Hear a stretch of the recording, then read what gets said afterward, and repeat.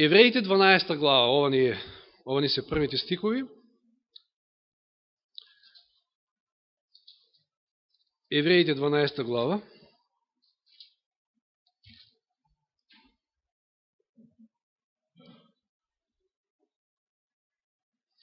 Од 1 до 3. Затоа и ние, имајќи околу себе толкав облак сведоци, да ги положиме настрана секое бреме и гревот кој не сплеткува лесно и да трчаме со трпение на трката што ни е поставена пред нас. Гледајќи во Исуса, почетникот и исполнителот на нашата вера, кој поради радоста што беше пред него, го претрпе крстот, презирајќи го срамот и седна одесно на Божиот престол. Имено, размислете за него, кој претрпе од грешниците такви противења против себе си, за да не се истоштите и за да не станете малодушни. Овде имаме многу што да зборуваме, меѓутоа зборуваме во онаа насока во која што јас сакам да зборуваме вечерва. Она што би го потенцирал овде е, да, точно е, можеме да се охрабриме од Исуса, од неговите страдања и тоа да ни биде мотивација да издржиме и дека треба да гледаме на Исуса, на таа трка на која што сме, затоа што во спротивно многу лесно паѓаме. Што вели овде? Да го тргнеме на страна бремето и гревот кој што толку лесно не сплеткува. Имаме ли ние проблем со грев, кој што лесно не сплеткува? Риторичко прашање, секако дека ја би сакал да немаме и добро би било ако има некој кој што нема, тоа е веќе на еден сигурен пат. Но тешко е да каже некој дека нема некаков проблем со било каков грев.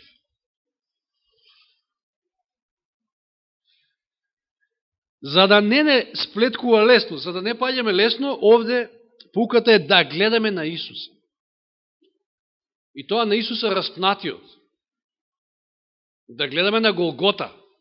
Елен Вајд не за џабе вели, ако сакаме да дознаеме сета грозота на гревот, а и големината на Христовата љубов, на Божјата љубов кон нас, тоаш и двете работи ќе ги дознаеме, ќе ги научиме најлесно пред Голготскиот крст, таму, на Голгота, гледајќи во распнатото негово тело. И сега во Римјаните 7 глава, читаме во 13 стих. Римјаните, она фамозна 7 глава. Нели во минатото тромесечие имавме прашање кој е човекот од 7 глава Римјаните. 7.13. Откако ќе каже Павле дека законот е свет и заповедта света и праведна и добра, дали тоа вели значи дека доброто стана смрт за мене, затоа што погори ќе каже дека се појави заповедта и таа добра заповед предизвика смрт кај мене. Дали тоа значи дека доброто станува смрт за мене? Да не биде, туку гревот, за да се покаже како грев, се послужи со доброто и ми предизвика смрт, за да стане гревот со посредство на заповедта прекумерно грешен. Јас вечерва ќе се обидам да дадам можда еден начин, да прикажам еден начин како тоа полесно да се справиме со гревот. Нормално, без Господа не можеме ништо, меѓутоа ете. Прво прочитавме дека за да гревот лесно не сплеткува, за да не паѓаме лесно, треба да гледаме на Исус и тоа на Исус се распнатиот.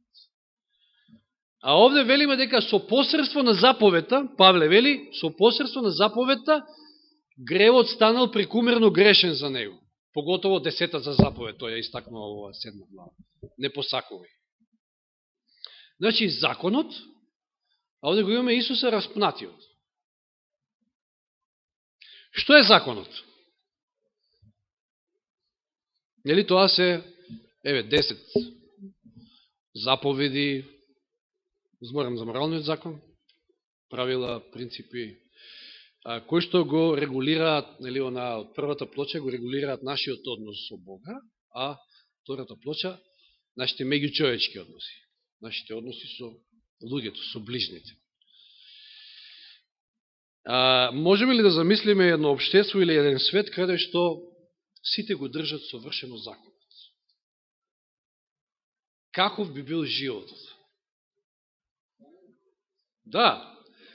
Значи, совршени односи, совршени меѓучовечки односи. Никој со никого да не се замери, да не се скара, да не се гледа, не знам, коцкесто, вака, вака. Едноставно да функционира се како што треба. Совршено. Така ќе биде на новата земја.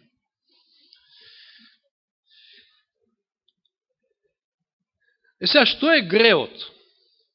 И веднаш ќе кажеме ние како адвентисти 1 Јованово 3.4. И Елен Вајд вели, единствената дефиниција во Библијата за греот е таа.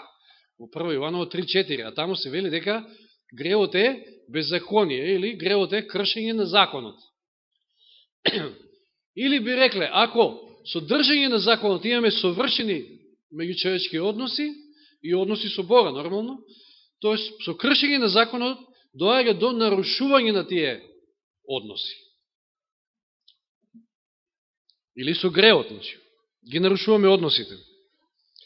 И сега, да, единствена дефиниција во Библијата за тоа што е грев е во 1 Јованово 3.4. Кршење на законот. Но дали само тоа е, ја веќе ме насетувате, одам во правец на нешто друго. Значи, дали гревот е само кршење на законот? Од тоа како го сваќаме гревот, како гледаме на гревот, тоа може да ни помогне и текако во борбата против гревот. Значи, што е законот? Не за џабе ги дадов овие два стиха на почетокот. Треба да гледаме на Христа, за да не паѓаме толку лесно во грев, а од друга страна, преку законот, преку заповета, гревот треба да ни стане прекумерно грешен или да ни се згади од него.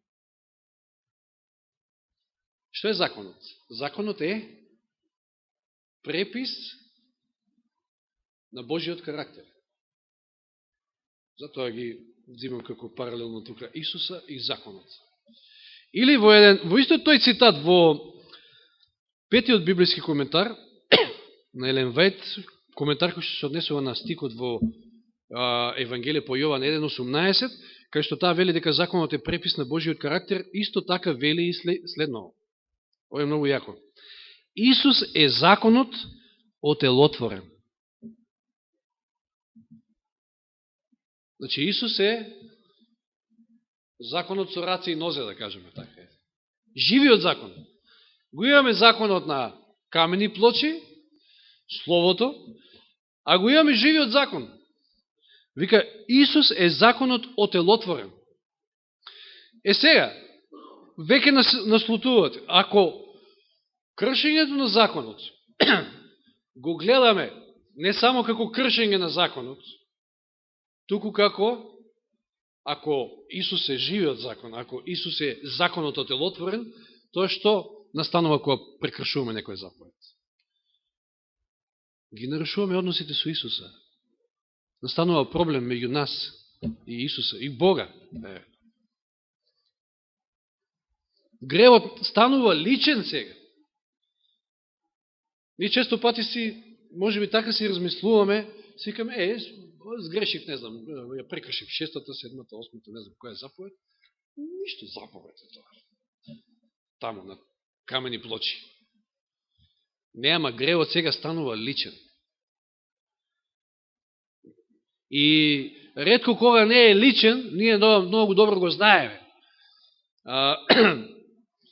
Затоа што ако украдеме, ќе биде некој таму оштетен, некој ќе плаче, некој ќе биде повреден, или не знам, ќе се скарате со некого, ќе натепате некого. Имате тука последици во меѓучовечките односи, но пред се имаме проблем со Бога. Со оно истиот Бог кој што не люби со вечна љубов, оно истиот Бог кој што го даде и својот син да се жртвува, да го даде својот живот за нас.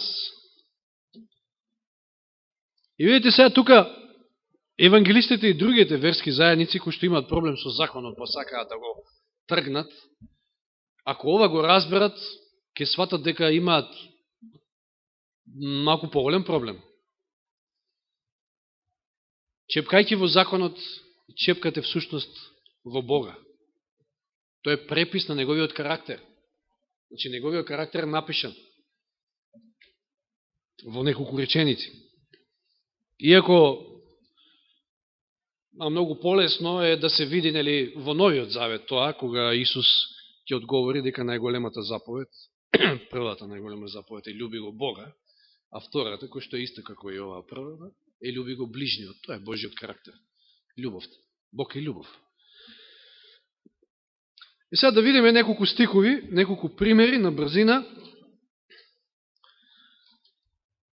каде што токму се гледа овој принцип, дека кршењето на законот, гревот, всушност, значи личен проблем со Бога. Му грешиме на Бога, не прекршуваме само некое правило таму. Битие 39.9, Прва Мојсиева 39.9, и веднаш тоа е, да ве подсетам случајот со Јосиф, кога добро се држал со жената на фараонот, кога бил кушан од незина страна, и што одговорил?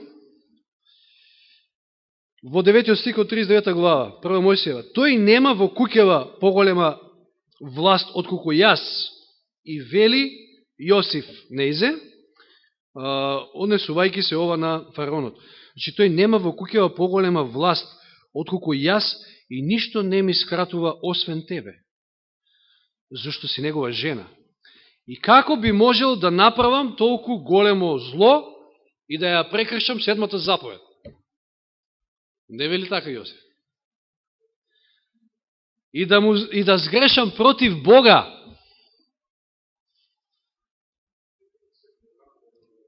Добро, во ред. Меѓутоа, за да поентирам, значи, оно што го мислам. Да направам прелюбе. Не. Како би можел да направам такво зло за да му сгрешам на Господа? Јосиф е свесен дека кршејќи едно од заповедите му греши на Господа. Излез 10.16. Втора Мојсиева 10.16. Дури самиот фараон во времето на Мојсија, оној другиот фараон, после злото со скакулците, ова му доаѓа 10.16, фараонот ги повика брзо Мојсија и Арона, па им рече: сгрешив против Господа, вашиот Бог, и против вас. Еве, дури и фараонот, еден незнабожец, некој што не го познава Господа, сваќа дека греши против Бога на тој начин. Или Втора Мојсиева 32.33.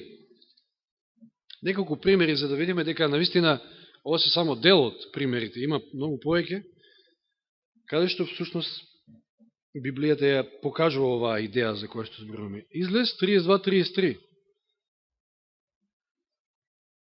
Ова е кога Мојсија се застапува овде за израелците. Тогаш Господ му одговори на Мојсија: оној кој изгрешил против мене, ќе го избришам од мојата книга. Значи, Господ е јасен. Не прекршиле само некоја заповед од законот, туку сгрешиле против Господа. Исус Навин 7.20.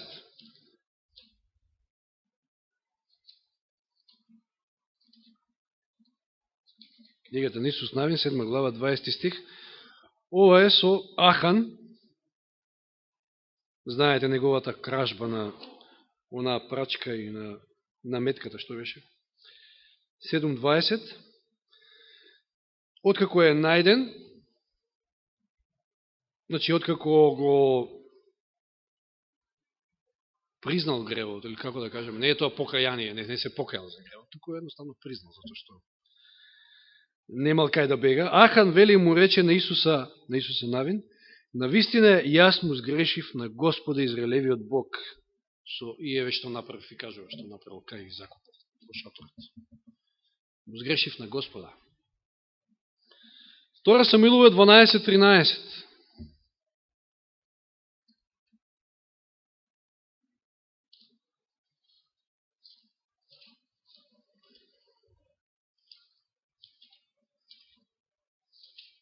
Што се случува во оваа глава 12? Зашто не зборува 2 Самуил 11 глава? За двете глупости што ги направил Давид, прелюбата и убиството, и во 12 глава му доаѓа Натан, пророкот Натан, и му ја кажува она, нели, приказка со овчичката.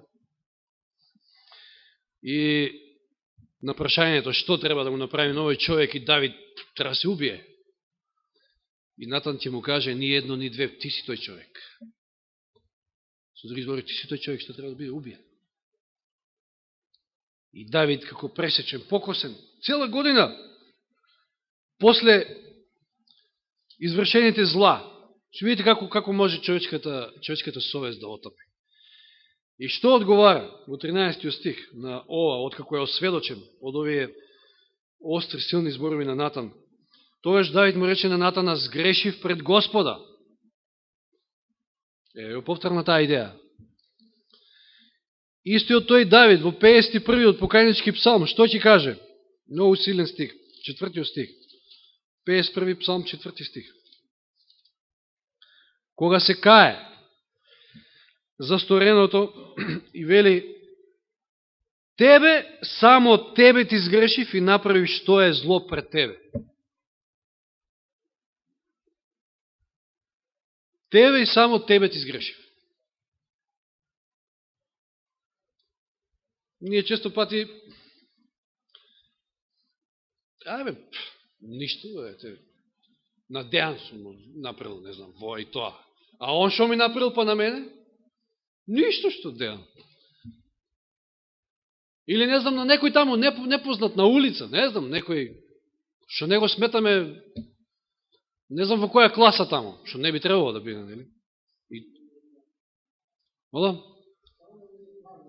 Да, меѓутоа, колку и да е најситен, колку и да е, не знам, никој ништо, колку и да го намалуваме тоа што го правиме, ние треба да имаме во обзир дека му грешиме на Господа пред. Гревот е личен, не само кршење на заповед. Што вели во Лука 15 глава блудниот син, откако ќе се освисти, ќе дојде на себе и сега планира, нели, подготвува говор како да настапи пред својот татко, да се нели, ќе се враќа кај него, и што да му каже, и вели во Лука 15 глава 18 стих. Вели, ќе станам и ќе отидам при татка си, ќе му речам, татко, сгрешив против небото и пред тебе. Му сгрешив на Господа и на тебе. Тоа е гревот. Или е уште Дела апостолски 5 глава со Ананија и Сафира. Што им вели Петар тука? Во 5 глава 3 и 4 стих. Петар му рече на Ананија, Ананија, зошто сатаната го исполни твоето срце да го излажеш Светиот Дух и да задржиш од цената на нивата? Не беше ли твоја доека не беше продадена и кога ја продаде, не беше ли во твоја власт? Зошто го науми тоа нешто во своето срце? Не ги излага луѓето, туку Бога го излага. Го излага Светиот Дух, погоре вели, подосно вели, го излага Бога. Не направи само престап на Божјата заповед. Видите, кога размислуваме вака, тогаш гревот станува личен. Тогаш мислам дека сепак поинако би се однесували. Тие две камени плочи не плачат, они не можат да заплачат. Тоа е студен камен таму, сафир, не знам што и да е. Меѓутоа, плаче Господ. Може да плаче некој наш ближен. Под наводници, не мора да е тоа буквално.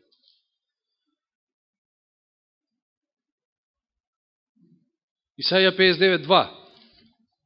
Исто убав стих, кој што говори во тој правец. Исаја 59.2.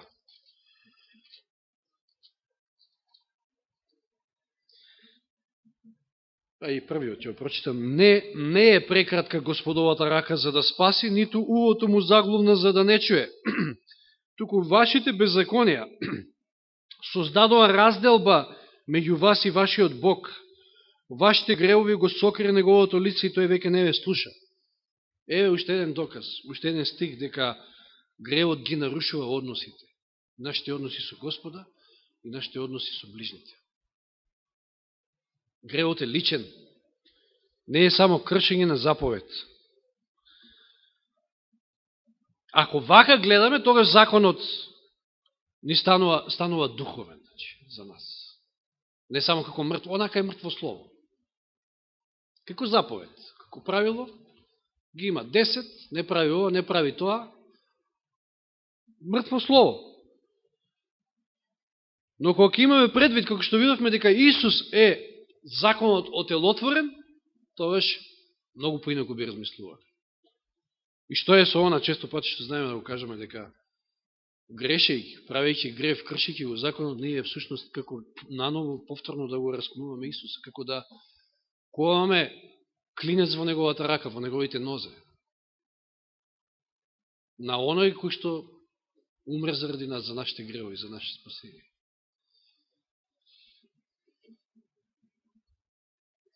Еве да се сетиме на кратко и на Адама. Еве на самиот почеток, на старт. Му била дадена само една заповед. Немој да јадеш од тоа дрво.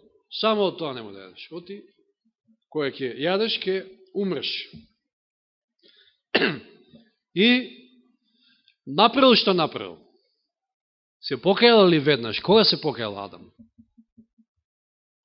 Ајде да не читаме во 3 глава Битие, тоа е запишено. Значи, откако ја направиле белјата, су гледале дека се голи, па се сокриле, нели, Господ доаѓа и се покајале. Се покајал Адам. Него почнал да префрла вината. Така. Директно всушност на Бога, да, индиректно мислам, преку жената на... Зошто? Па жената што ти ми ја даде. Па жената вели, па змијата што ти ја создаде.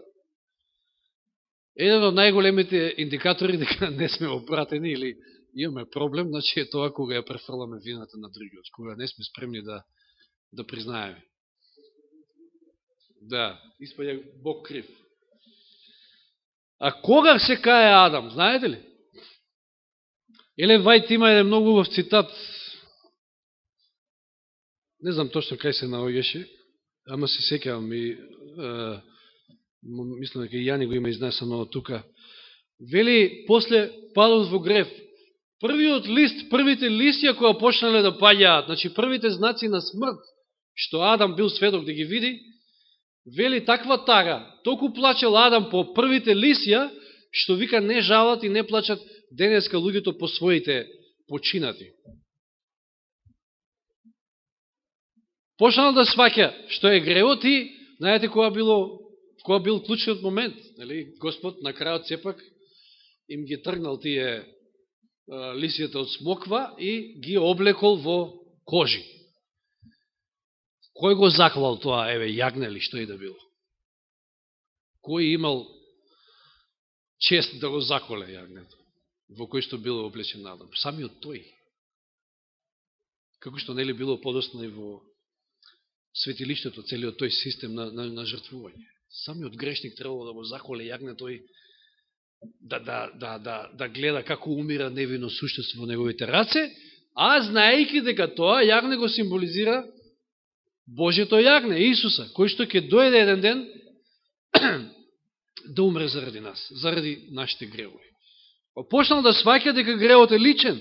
Не е тоа само прекршил некој правило таму.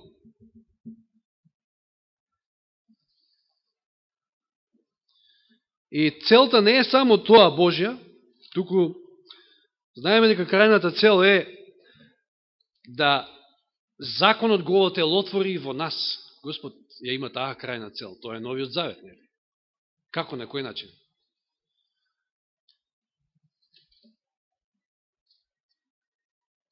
Да прочитаме први во 40 глава Псалм, 40 Псалм, значи. 7 и 8 стих. Тогаш реков, месијански псалм, тогаш реков, еве доаѓам, во книжниот свиток пишува за мене, мило ми е Господи да исполнувам Твојата волја, јас го носам Твојот закон длабоко во срцето. Месијански стихови се однесуваат на Месијата, на Исуса.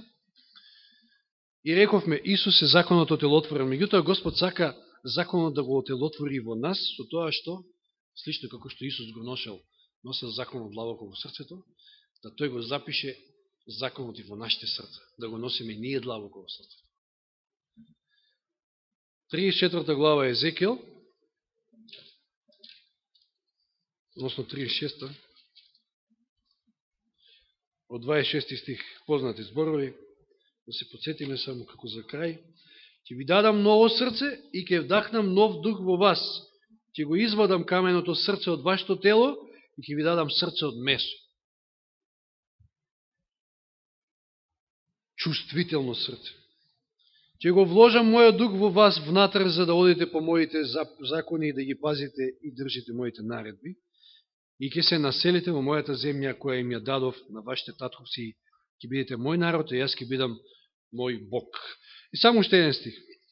Захарија 12 глава. Едно убаво пророштво. Захарија 12:10. А врз Давидовиот дом и врз Ерусалим ќе излеам милостив и молитвен дух и ќе гледаат на оној кого го прободува. Ќе тажат над него како над единец, ќе го оплакуваат горко како првенец.